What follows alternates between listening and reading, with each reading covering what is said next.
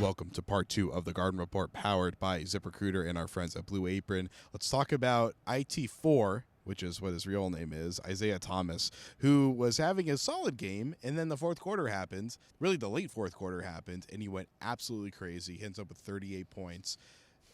Just talk about Isaiah Thomas, please.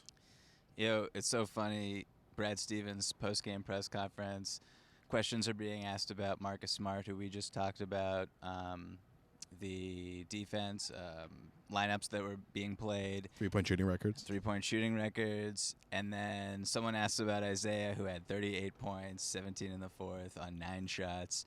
And Brad's just like, I don't know what to say because he's doing this every night. And he is. He's doing this every night. It's just, there's so many great offensive players in the NBA right now. Westbrook, Harden, and Thomas is, he's an offensive superstar. He is unstoppable. Defenses around the league are blitzing him, trying to get the ball out of his hands. He will either hit the open man and kick the ball out, and the Celtics will have an open three, or he will get his way to the basket somehow, some way, finish or draw a foul. He is incredible. I don't know. I'm with Brad. I don't know what else to say. Well, you left out the most important part of Brad's story, which is that he said, I think he said the epitome of Isaiah's game is that he's been doing this so much that it was like the 5th or 6th question that a reporter asked in the press conference. So, it's part 2 of our video. Isaiah scoring 38 is kind of buried beneath the lead now. Yeah. He's good. He's good at shooting the ball. And one thing that I marveled over was the one specific layup he had where he drove it on Dante Cunningham, went like across the paint, and then spun around. And Cunningham is, 6'11"? In stilts. I don't know exactly how tall he really is, but more like 6'8", but we'll let it slide. He's a big dude. He's a big dude. Big guy. And Isaiah is, giving up a foot to him. Yeah. And Isaiah, he spins around him, digs his shoulder into Cunningham to keep him underneath the rim, and then just like stretches his arms completely sideways. He shoots these hook shots in the lane, kind of unlike anybody else in the game, although I'd say Russ is really good at that as well. But Isaiah is so tiny, yet he's able to create so much space for himself. It's amazing to see what he did tonight. He's so crafty, and the shots in the paint are tremendous.